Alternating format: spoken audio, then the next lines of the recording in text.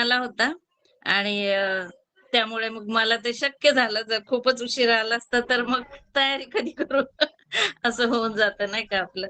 देवाला धन्यवाद असो, त्याची स्तुती असो.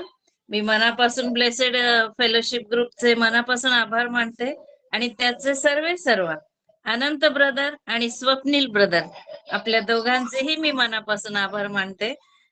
खूप छान आपण हा ग्रुप चालवत आहात, संचलन आपण नेहमीच करताय आणि सर्व लोकांना आपण प्रोत्साहित करत आहात. देवाची स्तुती करते आपल्या जीवनासाठी. रंजना ताईंसाठी स्पेशल खूप सुंदर गाणी गायली ताई तुम्ही.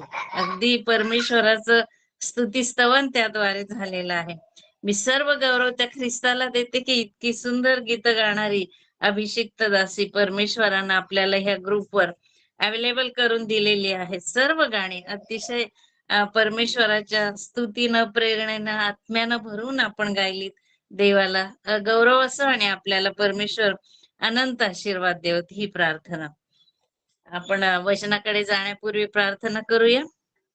सर्व समर्थ थोर आणि दयाळू बाप्पा, या सायंकाळच्या समयी तुझ्या पवित्र चरणी आम्हा सर्वांना तू घेतलंस. ही केवळ तुझी कृपा आणि आशीर्वाद आहे. वचनाद्वारे आमच्याशी बोल प्रभू, आमच्या अंतःकरणात कार्य कर आणि त्याद्वारे केवळ तुझं आणि तुझं गौरव होऊ दे. हे वचन सांगत असताना माझ्या अणुरेणूचा ताबा तुझ्या पवित्र हाती घे. पवित्र आत्म्याच्या सामर्थ्यानं प्रत्येक शब्द माझ्या मुखात यावा ही कृपा तू माझ्यावर कर परमेश्वर. आणि आम्हा सर्वांना जे कोणी जमलेले आहेत प्रभू, आम्हा प्रत्येकाला तू आशीर्वादित कर ही तुला आग्रहानं प्रार्थना करते. ही संपूर्ण भक्ती तुझ्या पवित्र हाती घेत प्रभू, तुझं गौरव तू करून घे अशी तुला आग्रहानं प्रार्थना करते. सर्व मागणं धन्य तारणारा प्रभू येशू ख्रिस्त याच्या सामर्थ्यशाली आणि गौरवशाली नावात मागते बाप्पा, म्हणून तू ऐक. आमेन आमेन. देवबापाची स्तुती असो, त्याच्या नावाला धन्यवाद असो. आजचा जो शास्त्रपाठ मी निवडलेला आहे तो म्हणजे योहानाचे पहिले पत्र. योहानाचे पहिले पत्र याचा 2रा अध्याय आणि 24 पासून पुढची वचन काही वाचणार आहोत आपण. तुमच्या विषयी म्हणावयाचे तर जे तुम्ही प्रारंभापासून ऐकले ते तुम्हामध्ये राहो. जे तुम्ही प्रारंभापासून ऐकले ते जर तुम्हामध्ये राहिले तर तुम्ही ही पुत्रामध्ये व पित्यामध्ये राहाल. हे जे अभिवचन त्याने स्वतः म्हणजे प्रभू येशूने स्वतः आपल्याला दिले आहे तेच सार्वकालिक जीवन होय. बघा, प्रभू मध्ये राहणं हे सार्वकालिक जीवन आहे.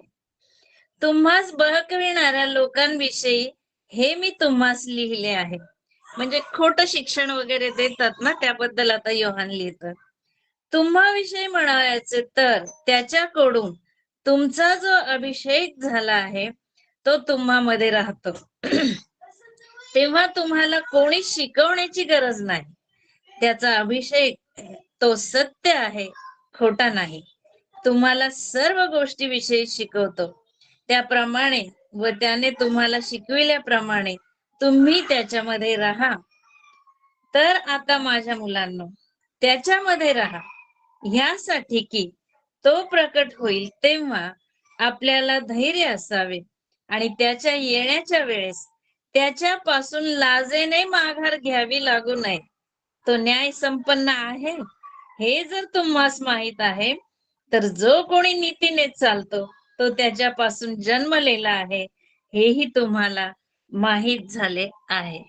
देवबाप ही वाचलेली वचन आपणासाठी आशीर्वादित करू. त्याच्या नावाला मान, महिमा आणि गौरव आता आणि सदा सर्व काळ असो. देवबापाची मी स्तुती करते. बऱ्याच दिवसानंतर मी आज या ग्रुपवर आलेली आहे. सर्व गौरव मी परमेश्वराला देते. त्याच्या योजना असतात आणि त्याप्रमाणे तो आपल्याकडून सेवा करून घेत असतो. आणि परमेश्वरानं आज कितवा हा म्हणाला तुम्ही, 1914वा दिवस आहे. बघा किती आनंद ब्रदर आणि स्वप्नील ब्रदर, कॉंग्रॅच्युलेशन. एवढे दिवस आपण हा ग्रुप चालवत आहात. ही खरोखर प्रभूची कृपा आहे, हा त्याचा आशीर्वाद आहे, त्याची प्रीती तुमच्यामध्ये आहे, म्हणून तुम्ही ही सेवा एवढी आनंदानं करीत आहात. प्रभूची स्तुती असो. यामध्ये हा जो आपण शास्त्रपाठ वाचलेला आहे त्यामध्ये 6 वेळेला असं लिहून आलेलं आहे, की त्याच्यामध्ये राहा. त्याच्यामध्ये म्हणजे प्रभू येशू ख्रिस्तामध्ये. प्रभू येशू ख्रिस्तामध्ये तुम्हाला आणि मला राहायचं आहे. 6 वेळेला उल्लेख आहे 24 ते 28 या वचनांमध्ये. म्हणजे किती महत्वाची ही गोष्ट आहे. म्हणून तुम्हाला आणि मला त्याच्यामध्ये राहणं हे अगत्याचं आहे. आणि त्याच्यामध्ये राहण्याने काय होतं माहितीये? फक्त आशीर्वाद मिळतात. आशीर्वादांची रेलचेल आमच्या जीवनामध्ये असते ज्यावेळेस आम्ही त्या ख्रिस्तामध्ये राहतो. म्हणून आमच्या अवतीभोवतीचे लोक बरेच काही असतील, जे आम्हाला आकर्षणात पाडण्याचा प्रयत्न करतात, देवाच्या सानिध्यापासून दूर नेण्याचा प्रयत्न करतात. आमचे मित्र-मैत्रिणी, आमच्या घरातले असतील कोणीतरी, पण देवाच्या सानिध्यापासून आपण दूर होऊ शकतो. कारण मोहच इतके आकर्षक असतात ना, पापाला फार आकर्षक म्हटलेलं आहे. पाप आकर्षक असतं आणि म्हणून आपण त्याच्याकडे सहजासहजी ओढले जातो. परंतु इथं देवाचं वचन असं सांगतं तब्बल 6 वेळेला, की त्याच्यामध्ये तुम्ही राहा. म्हणजे ख्रिस्ताला तुम्ही सोडू नका. ख्रिस्तामध्ये राहा. कारण त्याच्यामध्ये आशीर्वादाचे स्रोत हे भरलेले आहे. पहिले योहान 2 अध्याय 24 वचन बघा. तुमच्या विषयी म्हणायचे तर जे तुम्ही प्रारंभापासून ऐकले ते तुम्हामध्ये राहो. ख्रिस्ताविषयी ऐकले ना तुम्ही आणि मी. ख्रिस्ताविषयी ऐकलेलं आहे. जे तुम्ही प्रारंभापासून ऐकले ते जर तुम्हामध्ये राहिले तर तुम्हीही पुत्रामध्ये व पित्यामध्ये राहा. काय ऐकलंय आम्ही? सुवार्ता ऐकलेली आहे. देवाचं वचन ऐकलेलं आहे. या प्रभूविषयी आम्ही ऐकलेलं आहे. आमच्या जिवंत देवाविषयी, त्याचा महिमाविषयी आम्ही ऐकलेला आहे. आणि जर आम्ही त्या महिमाविषयी ऐकून आमचे कान उघडे ठेवतो, कान सगळ्यांना दिलेले आहेत नाही का? तोच देणार आहे. त्यानं दिलेले आहेत. तरी तो का म्हणतो बरं असं? ज्यास कान आहेत तो ऐकव. हे अंतःकरणाचे कान आहेत. कारण हे जरी कान आम्हाला आहेत, आमच्या कानावर सगळ्या गोष्टी आदळत असतात. बघा अवतीभोवती होणारे आवाज आहेत. सुंदर गीतांचे काही स्वर असतील, कोणाची भांडणं असतील, कोणाचे वादविवाद सगळं काही आमच्या कानावर आदळत असतं. पण म्हणून आपण ते सगळं अंतःकरणात ठसवून घेतो का? नाही. तसंच देवाच्या वचनाच्या बाबतीत सुद्धा होऊ शकतं. ते जरी आमच्या कानावर आदळत असलं. अनेक सेवक आमच्यापर्यंत येतात. अनेक असे ऑनलाईन ग्रुप्स आहेत जे आम्हाला रोज आणि रोज परमेश्वराचं वचन आमच्या कानामध्ये शिरावं म्हणून प्रयत्नशील आहेत. ते वचन आमच्या अंतःकरणात शिरण्यासाठी आम्ही आमच्या अंतःकरणाचे कान हे उघडे केले पाहिजे. सुनता झाली पाहिजे आमच्या कानाची. जे काही न ऐकण्याची सवय ऐकून सोडून द्यायचं, ऐकून सोडून द्यायचं, ते नकोय. तर आम्ही जे काही ऐकलेलं आहे प्रारंभापासून, तो म्हणत आहे ते तुम्हामध्ये राहो. आणि जे प्रारंभापासून तुम्ही ऐकले ते जर तुम्हामध्ये राहिले म्हणजे देवाचं ज्ञान, हे देवाविषयीची सुवार्ता, हे प्रभू येशू ख्रिस्ताविषयीच्या सर्व गोष्टी, तर तुम्ही ही पुत्रामध्ये आणि पित्यामध्ये राहाल. म्हणजे आमची वस्ती कुठं आहे? पित्यामध्ये आणि पुत्रामध्ये. किती मोठा आशीर्वाद आहे हा. ज्यावेळेस आम्ही या परमेश्वराच्या सानिध्यात असतो त्यावेळेला आम्ही आशीर्वादित होत असतो. हे ज्ञान फक्त मिळवायचं नाही हो. पुष्कळ आपल्याला ज्ञान असतं बायबलचं. हे असं आहे, तसं आहे, हे डॉक्टरीन, ते डॉक्टरीन, हा शास्त्रपाठ कुठं आहे, लगेच काही लोक अगदी पटकन सांगतात. ह्याच्यात आहे, त्याच्यात आहे, वगैरे वगैरे. या सगळ्या गोष्टी म्हणजे ज्ञानानं भरल्याचं निश्चितपणे हे चिन्ह आहेच आहे. परंतु हे ज्ञान जे आहे ते आमच्या आचरणामध्ये कितपत उतरत आहे, ही महत्वाची गोष्ट आहे. आणि त्याविषयी तो ते बोलत आहे. म्हणून त्याच्यामध्ये राहणं, त्याच्या सानिध्यात राहणं हे गरजेचं आहे. स्वतः प्रभू येशू म्हणतो तर मरियेचा वाटा कोणी नाही काढून घेणार. तिनं उत्तम वाटा निवडलेला आहे. कोणता वाटा होता तिचा? प्रभूच्या सानिध्यात होती ती. प्रभूच्या सानिध्यामध्ये राहणं हा महत्वाचा वाटा. ही आमची गरज आहे. आमची गरज आहे. कारण त्या गरजेपोटी आणि ती आज्ञा पाळण्यामुळं आम्हाला अनेक आशीर्वाद हे प्राप्त होत असतात. सुडाची भावना नको आमच्यामध्ये, तर प्रीतीची भावना पाहिजे. बघा गलती याचा 5वा अध्याय आणि 14-15 वचन काय सांगतात?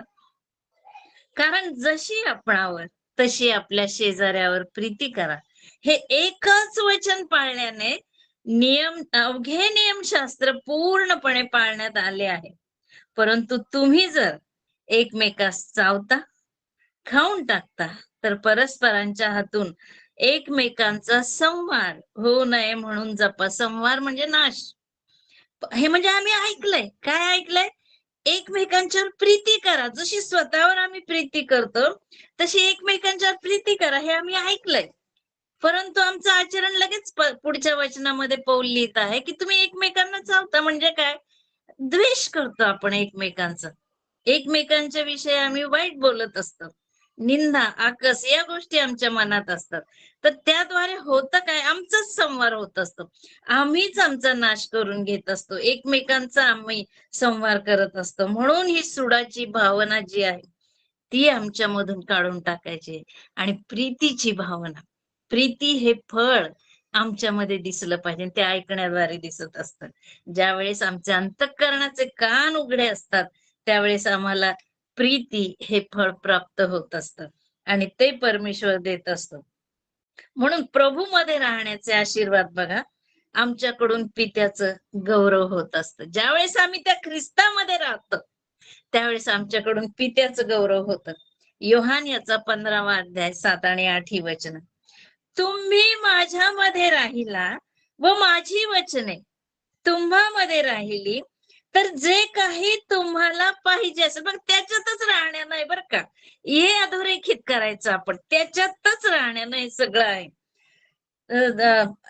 जे काही तुम्हाला पाहिजे असेल ते मागा, म्हणजे ते तुम्हाला प्राप्त होईल. जेव्हा आम्ही ख्रिस्तामध्ये आहोत, ख्रिस्त आमच्यामध्ये आहे, काहीही मागा हो तुम्ही, अर्थातच परमेश्वराच्या दृष्टीने योग्य ते. ते जे काहीही तुम्ही मागा, परमेश्वर तुम्हाला ते निश्चित देईल. तुम्ही विपुल फळ दिल्याने.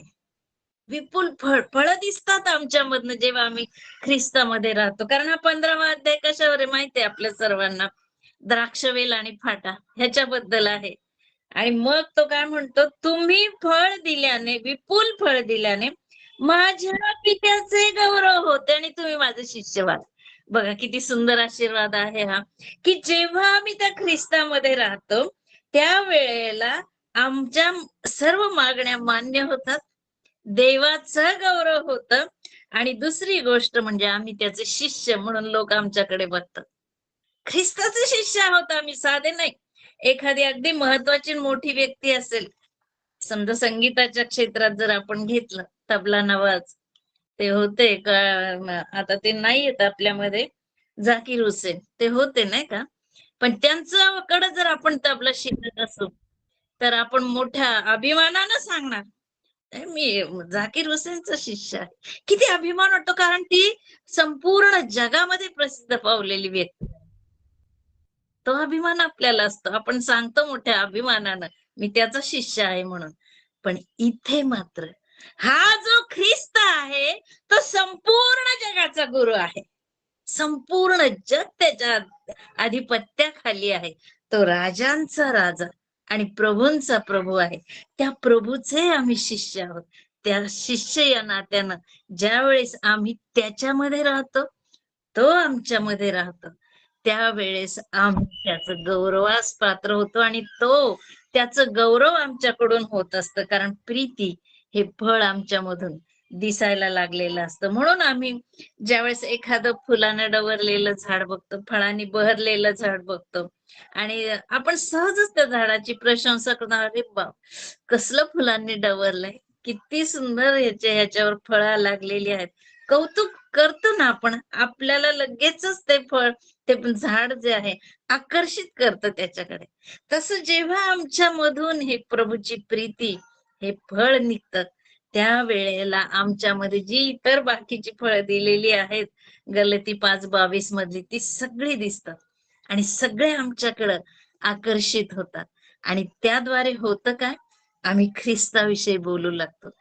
आम्ही ख्रिस्ताविषयी सांगू लागतो. आम्ही चालतो बोलतो त्या प्रभूचं शुभ वर्तमान आहोत. काहींचा आक्षेप आहे या शब्दावर, असो. पण ज्यावेळेस आमच्यामधनं ख्रिस्त दिसू लागतो, त्यावेळेस त्या ख्रिस्ताचं गौरव आपण करीत असतो. हा मोठा आशीर्वाद तुम्हाला आणि मला आहे, की आम्ही त्याचे शिष्य होतो. आमच्याद्वारे त्याचं गौरव होतं आणि फळं आम्हाला आमच्यामधनं ती फळं दिसायला लागतात. पहिले त्याचं 6वा अध्याय 19-20 वचन.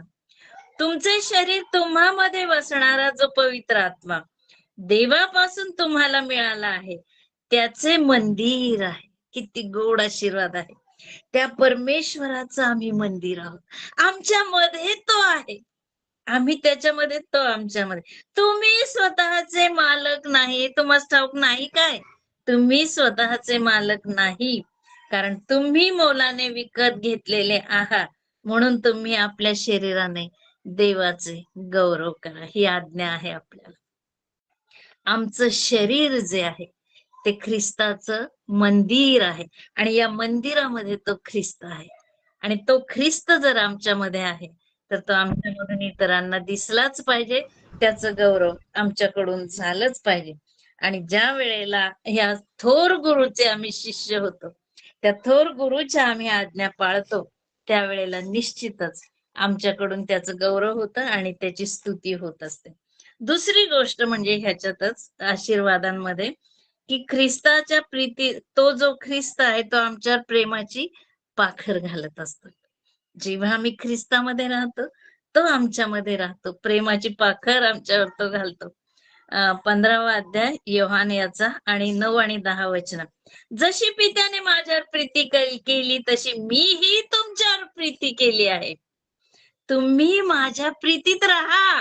पुन्हा एकदा त्याच्यामध्येच राहण्याविषयी तो बोलतो.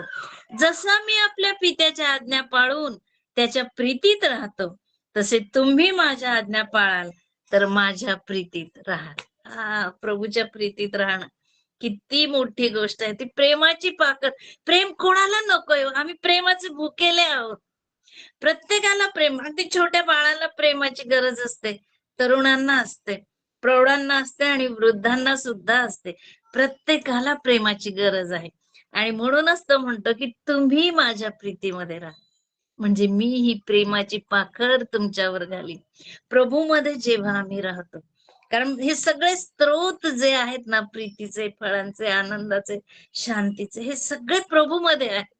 म्हणून या प्रभूमध्ये जेव्हा आम्ही राहतो, त्यावेळेस त्या प्रीतीची पाखर तो तुमच्या माझ्यावर घालत असतो. कारण त्यानं स्वतः त्या परमेश्वराची, त्या पित्याची आज्ञा पाळीत त्याच्या प्रीतीमध्ये तो राहिले. जो कोणी माझ्या आज्ञा पाळतो तो पित्याच्या प्रीतीमध्ये राहतो, असं देवाचं वचन आपल्याला सांगतं. म्हणून आम्हाला त्या आज्ञा पाळायच्या आहेत. त्या परमेश्वराच्या प्रीतीमध्ये जर तुम्हाला मला राहायचं आहे तर आम्हाला आज्ञा पालन त्या परमेश्वराचं केलंच पाहिजे. सर्वात प्रथम आज्ञा पालन तर प्रभूनं केलेलं आहे. आणि किती मोठं, किती त्या आज्ञा पालनाची परिसीमा केवढी आहे. त्या वधस्तंभावर त्यानं तुमच्या माझ्यासाठी ते पित्याची आज्ञा पाळीत तेव्हा आपलं स्वतःच बलिदान केलेलं, आपलं स्वतःचं रक्त त्यानं त्या ठिकाणी ओतलेलं आहे. किती हे आज्ञा धारकपणा त्या प्रभूमध्ये होता. तोच तुम्हाला मला शिकायचा आहे. कारण ती प्रीती त्यानं आमच्यावर तिथं व्यक्त केलेली आहे. सुंदर गाणं आहे ना उपासना संगीतामध्ये.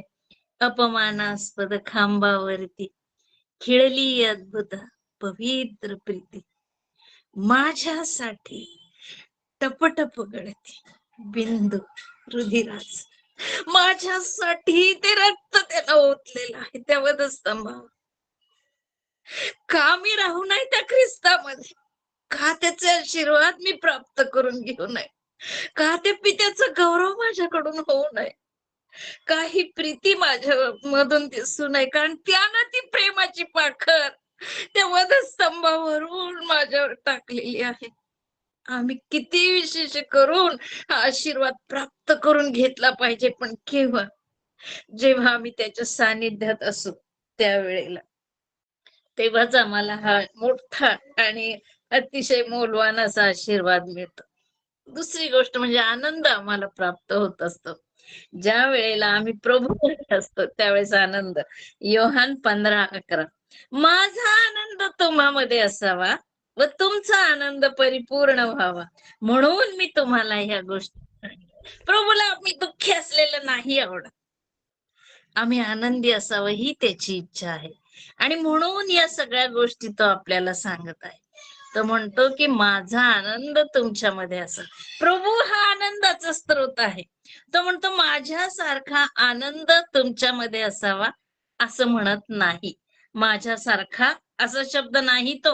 माझा आनंद, त्या ख्रिस्ताचा आनंद, आनंद ख्रिस्तामध्ये आहे. तो ख्रिस्ताचा स्रोत आहे, आनंदाचा स्रोत आहे आमचा ख्रिस्त. आणि तो आनंद आमच्यापर्यंत उघडत येतो ज्यावेळेस आम्ही त्याला बिलगून असतो, ज्यावेळेस आम्ही त्याच्यामध्ये राहतो. त्यावेळेला हा आनंदाचा स्रोत जो आहे तो तुमच्या माझ्यावर अभिषेक करत असतो. बघा स्तोत्र 45:7 देवाने, तुझ्या देवाने तुझ्या सोबत्यापेक्षा श्रेष्ठ असा हर्षदायी तेलाचा अभिषेक तुला केला आहे. म्हणजे पित्यानं प्रभू येशू ख्रिस्तावर तो अभिषेक केलेला आहे तेलाचा, आनंदाच्या, हर्षाच्या तेलाचा. आणि म्हणून तो आनंदाचा स्रोत आहे. आणि ज्या वेळेस या आनंदाच्या स्रोताला आम्ही बिलगून असतो त्यावेळेला तो आनंद आमच्यापर्यंत येतो. म्हणून तर म्हणतो ना, फांदी ज्यावेळेस त्या झाडाला बिलगून असते, झाडाला चिकटून असते, तोवरच तिला फळ देता येतं. अन्यथा तिथून कापून टाकली तर ती फांदी फळ देऊ शकत नाही. ती सुकून जाते आणि जळण्याच्या उपयोगाची फक्त होते. म्हणून तुम्हाला आणि मला जर हा आनंद हवा आहे तर त्या ख्रिस्तामध्ये राहायचं आहे. देवाचं वचन सांगतं प्रभूमध्ये सर्वदा आनंद करा. पुन्हाही म्हणेन आनंद कर. किती गोड आहे ना. आनंदी असलं चांगलं असतं. समोरच्याला पण खूप आनंद वाटतो आपल्या आनंदी चेहऱ्याकडे बघून. काही लोक फार दुर्मुखलेल्या चेहऱ्याचे असतात, कायम गंभीर. गंभीर रावाचं आम्ही एकाला नावच ठेवलं तर गंभीर राव. कधी बघावं, कधीच किती आनंदाची गोष्ट घडते त्या व्यक्तीचा चेहरा गंभीरच. अशी लोक मग असं त्यांच्याशी बोलणं पण नको वाटतं, बरं नाही वाटत.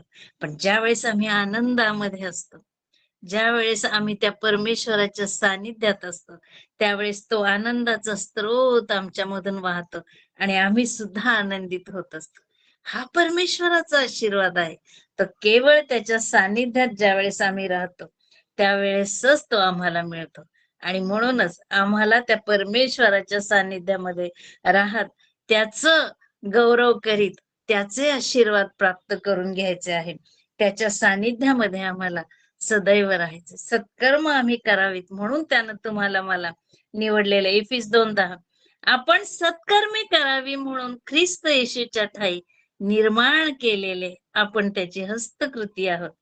ती सत्कृत्य आचरित आपण आपला आयुष्यक्रम चालवावा म्हणून परमेश्वरानं ती पूर्वीच योजून ठेवलेली आहे. ख्रिस्तामध्ये आम्ही आहोत असं म्हटलेलं. येशूच्या ठाई ख्रिस्तामध्ये आम्ही निर्माण केलेले आहोत. म्हणून आमच्यामधून ती सत्कर्म दिसलीच पाहिजे. ती सत्कर्म ज्यावेळेस आमच्यामधून दिसतात, ख्रिस्ताचा प्रकाश इतरांना आमच्यामधून दिसतो. आम्ही तेजानं उजळून निघत असतो ज्यावेळेस आम्ही ख्रिस्ताच्या सानिध्यात असतो. मोशेप्रमाणे मोशे देवाच्या सानिध्यात होता आणि किती त्याचं मुख तेजानं असं प्रखर होतं की लोकांना बघवत नव्हतं. मग तिथं वचन असं सांगतं की नाश पावत चाललेली ती सेवा जरी इतकी प्रभावी होती, तर जेव्हा आम्ही प्रभूमध्ये असतो ती तर किती प्रभावी असणार आहे. आमची मुख ते तेजानं उजळल्याशिवाय राहील का? जेव्हा आम्ही परमेश्वराच्या सानिध्यात असतो, सत्कर्म आम्ही करत असतो, आम्ही त्याच्या तेजानं भरलेले असतो आणि तो प्रकाश आम्ही इतरांना देत त्यांनाही अंधकाराच्या त्या साम्राज्यातून बाहेर काढीत असतो. आणि काढलंच पाहिजे. ती आज्ञा आहे प्रभूची तुम्हाला आणि मला. संपूर्ण सृष्टीला जाऊन तुम्ही सुवार्ता सांगा.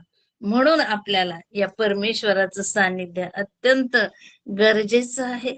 आमच्यासाठी आशीर्वाद घेऊन येणार आहे, आम्हाला आनंद देणार आहे, ख्रिस्ताचं गौरव करणार आहे. म्हणून आम्हाला त्या परमेश्वरामध्ये राहायचं आहे. ज्यावेळेस आम्ही त्याच्यामध्ये असतो त्यावेळेस आम्ही तारणामध्ये असतो. तो दार आहे, तारणाचं दार आहे. प्रभू येशू स्वतः म्हणतो मी दार आहे, माझ्याद्वारे कोणी आत जाईल तर त्याला तारण प्राप्ती होईल. बघा, तारणाचं दार स्वतः प्रभू येशू ख्रिस्त आहे. पण केवळ त्याच्याद्वारे, त्याच्यामध्ये राहतो आपण, त्याच्यामध्ये आपली वस्ती असते. त्या वेळेला आम्ही खऱ्या अर्थाने आशीर्वादित होत असतो. तारणाचा आशीर्वाद आम्हाला मिळतो. नोहाला ज्यावेळेस परमेश्वरानं तारू बनवायला सांगितलं त्यावेळेस एकच दार सांगितलं ना. तारू 3 मजली होतं. परंतु म्हणून 3 मजली खूप मोठं आहे, मग इकडून प्राणी जातील, इकडून आपण जाऊ, इकडून हे जाईल, ते जाईल, असं केलं का त्यांनी? प्रभू म्हणाले, "एक म्हणजे एकच दार, दुसरं दार नाही." ते दार ख्रिस्त आहे आणि तोच ते दार आहे. त्याच्यातच जाऊन तुम्हाला मला सुरक्षित व्हायचं आहे आणि जेव्हा आम्ही त्या दारातून म्हणजे प्रभू येशू ख्रिस्त या दारातून जातो, त्यावेळेस कितीही लाटा येऊ द्या, कितीही पाऊस कोसळू द्या, कितीही आमचं जहाज हेलकावे खाऊ द्या, आम्ही आतमध्ये सुरक्षित असतो. कारण आम्ही त्या प्रभूमध्ये, त्या दाराच्या द्वारे आत आलेलो आहोत आणि त्या ख्रिस्तामध्ये तो आम्हाला सुरक्षा देत असतो, सुरक्षित ठेवत असतो. म्हणून त्या मेंढपाळाच्या हाती तुम्हाला आणि मला सुरक्षित व्हायचं असेल, तर त्या ख्रिस्ताच्या त्या दारातूनच तुम्हाला आणि मला आत जायचंय. ख्रिस्त रूपी ह्या दरवाजातून आत जायचंय. तो म्हणतो, "मी उत्तम मेंढपाळ आहे. मेंढरासाठी मी आपला प्राण देतो." आणि दिला ना, त्यानं प्राण दिलेला आहे. आम्ही बहकलो होतो. इकडे-तिकडे आम्ही भरकटत होतो. दिशाहीन आमचं जीवन होतं. पण आला तो. 99 सोडले त्यांनी, त्या एकासाठी धावलेला आहे. आमच्यासाठी तो प्रभू धावलेला आहे. आमच्यासाठी तो आलेला आहे. ती पापाची आडभिंत जी तुमच्या माझ्यामध्ये होती, यशया 59:2 मध्ये लिहिलेलं आहे स्पष्टपणे. ती पापाची आडभिंत त्यानं पाडून टाकलेली आहे आणि पित्याशी तुमचा आणि माझा समेट त्यानं घडवलेला आहे. इतका तो उत्तम मेंढपाळ आम्हाला लाभलेला आहे. जेव्हा आम्ही त्याच्यात राहतो, जेव्हा आम्ही त्याचं दार तारणाचं दार म्हणून स्वीकार करतो, त्यावेळेला त्या पित्याचं सानिध्य तुम्हाला आणि मला लाभत असतं. यापेक्षा मोठा आशीर्वाद कोणता असावा, की त्या पित्याच्या सानिध्यामध्ये, त्या ख्रिस्ताच्या सानिध्यामध्ये तुम्ही आणि मी राहत असतो. म्हणूनच या द्राक्ष वेलीला, या ख्रिस्ताला तुम्हाला आणि मला जडून राहायचं आहे. हे सगळे आशीर्वाद त्याच्यामध्ये राहण्याने मिळतात. दुसरी गोष्ट म्हणजे आम्हाला धैर्य प्राप्त होत असतं ज्यावेळेस आम्ही ख्रिस्तामध्ये राहतो. पहिले योहान 2 अध्याय 28 वचन. तर आता मुलांनो, त्याच्यामध्ये राहा, ह्यासाठी की तो प्रकट होईल तेव्हा आपल्याला धैर्य असावे. तो प्रकट होईल तेव्हा आपल्याला धैर्य असो, जेव्हा आम्ही ख्रिस्तामध्ये राहतो. कारण धैर्य केव्हा येईल तो म्हणतो, तर आता मुलांनो त्याच्यामध्ये तुम्ही राहा. ह्यासाठी की तो प्रकट होईल तेव्हा धैर्य. म्हणजे ख्रिस्तामध्ये असू तरच धैर्य आहे. अदरवाईज धैर्य नाही आमच्यामध्ये. जेव्हा आम्ही ख्रिस्तामध्ये राहतो, त्यावेळेस आम्हाला धैर्य प्राप्त होत असतं. हे या ठिकाणी स्पष्टपणे देवानं सांगितलेलं आहे. म्हणून आम्ही खूप गोष्टींना घाबरतो ना. जगामध्ये खरंच खूप वाईट गोष्टी आहेत आणि वाईट प्रसंग आहेत. आजाराचे असू दे आपल्या जीवनामध्ये. कौटुंबिक समस्या अगदी गंभीर उद्भवतात बऱ्याचदा. बऱ्याच कुटुंबामध्ये त्या आहेत. विभक्त झालेली कुटुंब आहेत, डिव्होर्स आहेत आणि अनेक समस्या, आर्थिक संकट सुद्धा खूप आहेत. आजारपाणी आहेत. ह्या सगळ्या समस्या आणि आपण आपलं धैर्य गमावून बसायला लागतो. परंतु वचन इथं स्पष्टपणे आपल्याला सांगतं, त्याच्यामध्ये राहा ह्यासाठी की तो प्रकट होईल तेव्हा आपल्याला धैर्य असावे. ज्यावेळेस आम्ही त्या प्रभूमध्ये असतो, त्यावेळेस आम्हाला धैर्याची प्राप्ती होते. यहोशूआला तर सांगतो, यहोशूआच्या पहिल्या अध्यायामध्ये 4 वेळेला उल्लेख आहे. खंबीर हो, हिम्मत धर, खंबीर हो, हिम्मत धर, खंबीर हो, हिम्मत धर. यहोशू घाबरलेलाच होता. त्याशिवाय 4 वेळेला परमेश्वर बोलणार नाही हे वचन परमेश्वराच्या मुखातलं आहे. म्हणजे निश्चितपणे त्याचा धीर कुठेतरी खचत होता. कारण का? तर मोशे निघून गेला होता म्हणजे मृत्यू झाला होता त्याचा. आणि सगळी जबाबदारी त्याच्यावर पडली होती आणि आपल्याला माहितीये इस्रायल लोक कसे होते? कुरकुर करणारे होते, वाद घालणारे होते. मोशेला किती छळलं त्याने, किती त्रास दिला त्यांनी त्या मोशेला सुद्धा. आणि म्हणूनच तो थोडासा कुठेतरी त्याच्या धैर्य खचलं असावं. म्हणून प्रभू 4 वेळेला त्याला सावरतो. खंबीर हो, हिम्मत धर, घाबरू नको, कचरू नको, मी तुझ्या बरोबर आहे. हा परमेश्वर आपल्या बरोबर आहे. धैर्य सोडायचं नाही. कारण जर तो आमच्या बरोबर आहे, तर निश्चित आम्ही धैर्यानं वाटचाल करणारच आहोत आणि तो आम्हाला सावरून धरणारच आहे परमेश्वर. प्रेषितांची कृत्य याचा पहिला अध्याय आणि 8वं वचन बघा काय सांगतं. पवित्र आत्मा तुम्हावर येईल आणि तेव्हा तुम्हाला सामर्थ्य प्राप्त होईल. आम्ही अशक्त आहोत, आम्ही दुर्बळ आहोत, हे तो जाणतो. आमची प्रकृती तो जाणतो. तो म्हणतो तुम्ही केवळ माती आहात, हे सगळं त्याला ठाऊक आहे, कारण त्याचीच निर्मिती आहोत. एखादी गोष्ट, वस्तू आपण निर्माण केली तर तिच्यात काय काय ठेवलं, काय काय नाही, कसं वापरायची, काय, हे त्याला माहित, जो निर्माण करतो त्याला माहिती असतं. भाजी केली, आता मी माझ्या बायकांचं उदाहरण देते. भाजी केली तर तिच्यात काय काय घालायचं, काय काय घातलंय, कशी करायची, कशी बनवायची, हे मलाच माहितीये. तसं या परमेश्वराला आमचा अणुरेणू ठाऊक आहे. तो आमची प्रकृती जाणतो. म्हणून तो म्हणतो, की माझ्या सानिध्यात तुम्ही राहा, माझ्यामध्ये तुम्ही राहा, म्हणजे तुम्हाला सामर्थ्य प्राप्त होईल. बघा ते काय वचन आहे, पवित्र आत्मा तुम्हावर येईल आणि तुम्हाला सामर्थ्य प्राप्त होईल. प्रेषितांच्या कृत्यामध्ये, आणि ते झालेलं आहे. तो पवित्र आत्मा आलेला आहे आणि पुष्कळांनी त्याचा द्वेष केला. त्याचे जे अ, सख्खे भावंड होती, सख्खे म्हणजे मरियेपासून झालेले त्याचे जे बहीण भावंड होते, त्यांनी सुद्धा त्याला वेड्यात जमा केलं होतं, प्रभू येशू ख्रिस्ताला. म्हणूनच तो आपली प्रकृती जाणतो. तो आमचा अणुरेणू ओळखून आहे. आपल्यासारखा घाबरून सोडून देतो त्या गोष्टी आणि नको बाबा, सगळेच नावं ठेवतात. कदाचित ते बरोबर आहेत. मग आपण त्यांच्याच मागे जायला लागतं. परंतु तो म्हणतो, की पवित्र आत्मा तुम्हावर येईल. त्यावेळेस हा भित्रेपणाचा जो आत्मा आपल्यामध्ये आहे, तो निश्चितपणे काढून टाकतो आणि तुम्हाला आणि मला धैर्यानं भरत असतो. तो पवित्र आत्मा तुमच्या माझ्यावर येतो आणि परमेश्वर आम्हाला सोडित नाही, टाकीत नाही. योसेफाला किती त्रास दिला हो त्याच्या भावांनी. खाड्यात टाकलं, दास म्हणून विकला, त्याचे कपडे काय फाडून घेतले, सगळं म्हणजे सगळं वाईट. त्याचा द्वेष त्यांनी केला. तुलना, तुलना, तुलना, सतत त्याच्याशी तुलना केली त्यांनी. कारण याकूब त्याच्यावर जास्त प्रेम करत होता. याकोबाने त्याच्यासाठी तो झगा शिवलेला होता. या गोष्टीचा त्यांना भयंकर राग, द्वेषाची भावना फार त्यांच्यामध्ये, आणि ही तुलनाच असते की जी आम्हाला द्वेषाकडे घेऊन जात असते. परंतु योसेफानं मात्र धीर धरला. भावांना दोष दिला नाही. ज्यावेळेस कठीण प्रसंग आला त्यांच्यावर, अन्नधान्यासाठी त्याला योसेफाकडेच त्यांना जावं लागलं. त्यांनी ओळखलं माझे भाऊ आहेत हे सगळे म्हणून. परंतु त्यानं तसं काहीच दाखवलं नाही. कटुता मनामध्ये ठेवली नाही. द्वेष मनामध्ये ठेवला नाही. तर प्रेम केलेलं आहे. कारण ज्यावेळेस आम्ही ह्या योसेफाचं चरित्र वाचतो, त्यावेळेस 39व्या अध्यायामध्ये उत्पत्तीच्या 5 वेळेला असा उल्लेख आहे, की देव त्याच्या बरोबर होता. देव का त्याच्या बरोबर होता?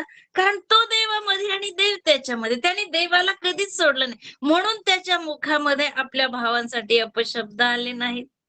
त्यांचा त्याने त्याग केला नाही. त्यांना दूषणं लावली नाहीत किंवा कोणावरही त्यानं रोष ठेवलेला नाही. उलट त्यानं प्रेम केलं. तो म्हणतो, की ही परमेश्वराची योजना असावी. आपला वंश टिकावा, तो पुढे जावा. ही देवाची योजना होती, म्हणून हे सगळं घडून आलं. तुम्ही मला दास म्हणून विकलं तरी आज मी जरी अधिपती आहे, तरी हे सगळी परमेश्वराची कृपा आपल्या कुटुंबावर आहे. किती सुंदर हे त्याच्या मनाच्या ती भावना आहे, की तो म्हणतो, की हे सगळं देवानं हेतुपुरस्सर घडवून आणलेल्या गोष्टी आहे, की आपला वंश टिकावा. ही देवाची इच्छा होती. ही प्रीती, हा प्रीतीचा स्रोत, हे धैर्य आमच्यामध्ये तेव्हाच येतं, जेव्हा आम्ही त्या परमेश्वराच्या सानिध्यात राहतो. त्या पोटीफराच्या बायकोनंही नको ते आरोप केले. त्यानं तिथेही निमूटपणे तो जेलमध्ये गेला, ते सहन केलं आणि देवानं काय केलं मग त्याला? उच्च पदावर, फारोच्या खालोखाल, ऑलमोस्ट फारोच झाला तो. सगळे अधिकार त्याच्यामध्ये होते. त्याच्या परवानगीशिवाय कुठलीच गोष्ट घडत नव्हती. इतकं उच्च पद परमेश्वरानं त्याला दिलेलं आहे. धैर्य त्यानं धरलेलं आहे. धीरानं ज्यावेळेस आम्ही सगळ्या गोष्टी सहन करतो, त्यावेळेला परमेश्वर उच्चपदी पोहोचवतो. दानिയേल आणि त्याचे ते मित्र, त्यांच्या बाबतीत तेच झालेलं आहे नाही का? जे लोक जाळायला त्यांना टाकायला आले ते जळून मेले. पण शद्रक, मेषक आणि अबेदनगो मात्र अगदी मस्त बागेत फिरावं तसं त्या अग्नीच्या त्या कुंडाभोवती फिरत होते, त्या अग्नीमध्ये फिरत होते. आणि दानिയേलाचं तर विचारूच नका. ते सिंह अगदी आरामात गप्प बसले. परंतु ज्यावेळेस हे उघड झालं, की त्याच्या विरुद्ध कट आहे. ज्यांनी कट केला त्यांना जेव्हा त्या गुहेत टाकलं, तर परमेश्वराचं वचन असं सांगतं, की ते असं येतच होते खाली, तोवरच त्यांचा फन्ना उडवला त्या सिंहाने. आणि दानिएल स्वतः त्यांच्या समोर बसलेला असताना सुद्धा त्यांची तोंड उघडली नाहीत. परमेश्वरानं ती तोंड त्यांची बांधून ठेवलेली होती. का आमचा परमेश्वर आम्हाला धैर्य देतो. तो धैर्यानं गेला. त्याने त्या मूर्तीला नमन केलं नाही किंवा त्या राजाचा त्यांनी वाहवा केली नाही. परमेश्वराला प्रथम स्थान. कारण ते परमेश्वरामध्ये राहणारे होते आणि परमेश्वर त्यांच्यामध्ये राहणार होता. म्हणून हे एवढं धैर्य त्यांना प्राप्त झालेलं आहे. खरोखर या परमेश्वराचं सानिध्य महान आहे. आपल्याला धैर्यशील बनवतं. आपल्याला आशीर्वादित करतं. आणि शेवटची गोष्ट म्हणजे तो म्हणतो माघार घ्यायची नाही कोणत्याच बाबतीत. पहिले योहान 2:28 तर आता मुलांनो त्याच्यामध्ये राहा. पुन्हा त्याच्यामध्येच राहा. ह्यासाठी की तो प्रकट होईल तेव्हा आपल्याला धैर्य असावे आणि त्याच्या येण्याच्या वेळेस त्याच्यापासून लाजेने माघार घ्यावी लागू नये. म्हणजे धैर्य तर आम्हाला असतंच, पण लाज वाटून माघार घेण्याची परिस्थिती उद्भवू नये. आता बघा इथं असं लिहिलेलं आहे, त्याच्या येण्याच्या वेळेस. त्याच्या म्हणजे प्रभू येशू ख्रिस्ताच्या. प्रभू येशू ख्रिस्त एकदा येऊन गेलेला आहे, वधस्तंभावर गेला, पुनरुत्थित झाला आणि स्वर्गामध्ये गेलेला आहे. तर तो पुन्हा एकदा येणार आहे. हे सेकंड कमिंग आहे. परमेश्वराचं प्रभू येशूचं हे दुसरं येणं आहे. आणि त्याविषयी आता योहान इथं म्हणतो, की त्याच्या येण्याच्या वेळेस त्याच्यापासून लाजेने माघार घ्यावी लागू नये. म्हणून त्या ख्रिस्तामध्ये तुम्हाला आणि मला राहायचंय. ज्यावेळेस दुसऱ्या वेळेस तो येणार आहे, तर रॅप्चर मध्ये तो आपल्याला घेऊन जाईल. आपण जिवंत असू आणि जिवंतपणी ख्रिस्त आला तर निश्चित आपलं रॅप्चर होणार आहे. आमेन. कारण आपण त्याच्यावर विश्वास ठेवलेला आहे. तो प्रभू आपल्याला घेऊन जाण्यासाठी येणार आहे. पण इथं असं लिहिलेलं आहे, की लाजेने माघार घ्यावी लागू नये. तर कसली लाज वाटावी? तर ज्या वेळेस प्रभू येशू ख्रिस्त आम्हाला घेऊन आम्ही विश्वासणारे आहोत. कार्य आमच्या हातून झालं नसेल, परंतु ख्रिस्तावर जर आम्ही अगदी अंतःकरणपूर्वक विश्वास ठेवला, आम्ही आमचं जीवन त्याच्या हाती दिलेलं आहे. आम्ही पश्चाताप दग्ध अंतःकरणानं मागे पाठ फिरवली आणि प्रभूकडे आमचं मुख केलं आणि आम्ही प्रभूला तारणारा म्हणून स्वीकारलेला आहे, तर आम्ही निश्चित रॅप्चर मध्ये वर जाणार आहोत. परंतु देवाचं वचन सांगतं, हे आमचं तारण कृपेनं झालेलं आहे आणि ते अशासाठी झालेलं आहे की आम्ही सत्कर्म करावीत म्हणून. पण होतं काय की आमच्या हातून ती सत्कर्म होत नाहीत. आम्ही ते सुवार्तेचं कार्यही करीत नाहीत किंवा इतर जी प्रीती वगैरे ह्या गोष्टी आहेत, ही सत्कर्म आमच्याकडून करायची कदाचित राहून जातात. पण विश्वास आहे, विश्वास मात्र निश्चित आहे. म्हणून आम्ही उचलले जाणार निश्चितपणे. परंतु जेव्हा त्या न्यायासनावर म्हणजे जे प्रभू येशू ख्रिस्ताचं न्यायासन आहे, त्या न्यायासनावर ज्यावेळेस प्रभू आमचा न्यायनिवाडा करील, म्हणजे आम्ही स्वागत निश्चित आहोत. परंतु आम्ही जी सत्कर्म केलेली आहेत, जे ख्रिस्तासाठी आम्ही कार्य केलेलं आहे, त्या कार्याविषयी तो आता आमचं विचारणार आहे. काय केलं ग बाई तू अनघा? तुला मी दान दिलं होतं. तू केलंस का त्याचा उपयोग? केला असेल तर मी म्हणेन प्रभू तुला ठाऊक आहे सगळं. मी केलंय की नाही तू जाणतोस. ये हा मुकुट घे तुला. तुझ्यासाठीच ठेवलाय. पण मी जर केलंच नाही काय, त्या ख्रिस्तासाठी जगलेच नाही, विश्वास जरी ठेवलाय, पण मी सत्कर्म माझ्या हातून करून घेतलेच, घडलेच नाही, तो मुकुट मला नाही मिळणार. तिथं कदाचित माझ्या बरोबरीच्या अनेकांना मिळतील. आपल्या बरोबरीच्या सगळ्यांना मिळतील. कदाचित आपल्याला मिळणार. लाजेनं माघार घेऊ लावू नये. ही लाज आम्हाला त्यावेळेस कदाचित तिथे वाटेल. ती लाज आम्हाला वाटायला नको. किंवा प्रभू येईल ना, आम्ही सगळं प्रभू विषयी ऐकलं होतं पण तरी विश्वास ठेवला नाही, तिथेही आम्हाला लाजेने माघार घ्यावी लागेल. कारण प्रभू विश्वासणाऱ्यांनाच फक्त घेऊन जाणार आहे. म्हणून आम्ही त्या ख्रिस्तामध्ये राहायचंय. त्याच्यामध्येच आमची वाटचाल असली पाहिजे. प्रभू न्यायासनावर बसेल त्यावेळेला आम्हाला ते मुकुट मिळालेच पाहिजेत. आणि ते मुकुट मिळण्यासाठी, कारण आमचा हा देह स्वभाव असतो ना, तो अत्यंत आम्हाला परमेश्वरापासून या जगाच्या मोहामध्ये गुरफटून ठेवायला बघतो. शमशोन होता बघा तसा, विश्वासणारा होता. शमशोन विश्वासणारा होता, परंतु त्याला स्त्रियांचं वेड होतं. आणि म्हणून त्यानं देवानं जे काही शक्ती त्याला दिलेली होती त्याच्या केसांमधली, ते रहस्य त्यानं ते दलाईलाला दिलायला, ज्याला आपण म्हणतो, किंवा दलीला असं मराठीतून तिला म्हणतात, त्या दलीलाला सांगून टाकलेलं होतं. आणि त्यामुळं काय झालं, त्याचे डोळे फोडण्यात आले, त्याला पहिल्यासारखं घाण्याला जुंपण्यात आलं. ही शिक्षा त्याला भोगावीच लागलेली आहे. पण तो विश्वासणारा होता बर का.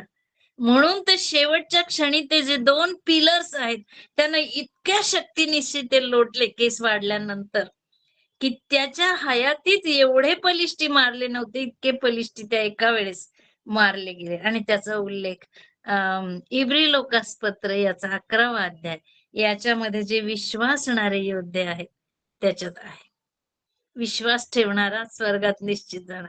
पण लाज वाटायची वेळ आपल्याला येऊ नये, ही परमेश्वराची इच्छा आहे. म्हणून तो म्हणतो त्याच्यामध्ये राहा, फळ द्या तुम्ही त्या परमेश्वराचं जीवनात, आपल्या स्वतःच्या जीवनासाठी आम्हाला ते मुकुट मिळावेत, आशीर्वाद मिळावेत, धैर्य लाभावं, यासाठी त्या परमेश्वरामध्ये तुम्हाला आणि मला राहायचं. अनेक मोह जरी आमच्या जीवनात येत असतील, जेव्हा आम्ही प्रभूच्या चरणी पूर्णपणे स्वतःला समर्पित करतो, त्यावेळेस आम्हाला आनंदाचा मार्ग निवडता येतो. आणि तो मार्ग ख्रिस्त आहे.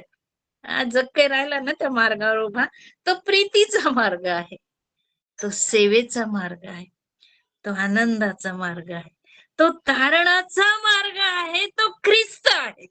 तो म्हणतो मीच मार्ग, सत्य आणि जीवन आहे.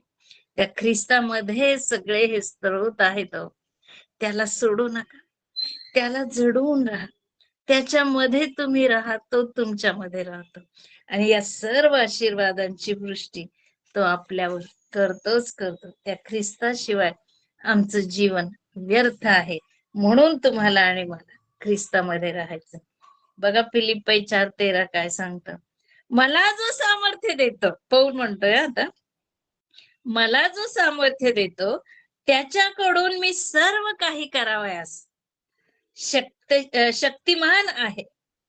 म्हणजे प्रभू येशू मध्ये तो राहतो, प्रभू त्याच्यामध्ये, म्हणून मी शक्तिमान आहे म्हणतो तो. मला सगळ्या गोष्टी त्या परमेश्वरामुळे, त्या प्रभू येशू ख्रिस्तामध्ये राहण्यामुळे प्राप्त होत असतात. तुम्हाला मला आहे तो. नाही घाबरणार आपण, नाही कचरणार आपण, धैर्य देणारा तो आहे. फक्त एका गोष्टीचं अगत्य आहे, की त्याच्यामध्ये तुम्हाला आणि मला राहायचं आहे. म्हणूनच आम्ही सर्वांनी ज्यावेळेस आम्ही त्या ख्रिस्तावर विश्वास ठेवलेला आहे, तर आम्हाला धैर्य त्यानं दिलेलं आहे. तर धैर्यानं त्याची सुवार्थ सांगू, त्याच्यासाठी कार्य करू, आमच्या जीवनामधून तो दिसावा, असं आमचं आचरण आपण ठेवू. ती सर्व फळं आमच्यामधून दिसली पाहिजे.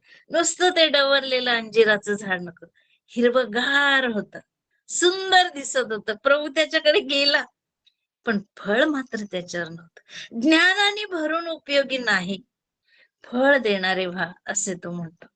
ते फळ केव्हा मिळतं, जेव्हा आम्ही त्या ख्रिस्तामध्ये राहतो, तेव्हाच आम्हाला ते फळ देता येतं.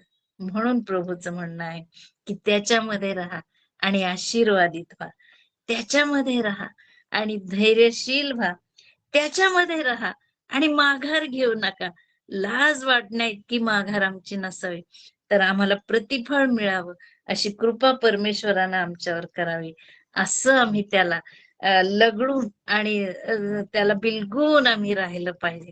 मग बघा त्या ख्रिस्ताचे सर्व आनंदाचे, प्रीतीचे, आशीर्वादाचे, कृपेचे, धैर्याचे सर्व स्त्रोत आमच्यामधून वाहताना दिसतील. सर्व गौरव त्या ख्रिस्ताला, त्याची स्तुती असो, त्याच्या नावाला धन्यवाद असो. आमेन, आमेन. Amen. Amen. Praise the Lord.